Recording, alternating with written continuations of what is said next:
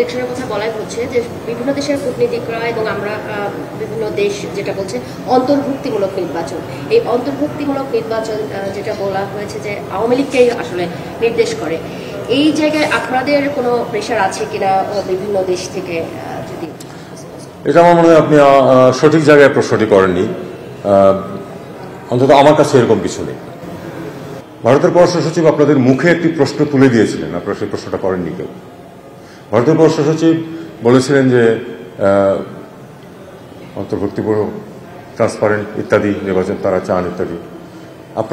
আপনাদের মুখে প্রশ্নটা তুলে দেওয়া হয়েছিল যে আপনারা এই কথা গত 15 বছর বলেননি কেন? আগের নির্বাচনগুলি কি আপনাদের এই ফর্মুলা অনুযায়ী সঠিক ছিল? আপনারা কেউ এই প্রশ্নটা তুলেন না। আমি বড় অবাক হয়েছি যে আপনাদের মধ্যে যথেষ্ট পুরনো জার্নালিস্ট অনেকে আছেন। আপনাদের উচিত ছিল এই সুযোগটা যখন উনি দিয়েছেন, আপনারা যদি নিজের থেকে কিছু এমব্রাস করতে নাও চান, যখন তিনি সুযোগটা দিয়েছেন তখন সেই প্রশ্নটা আপনাদের করা উচিত ছিল, সেটা আপনারা করেননি।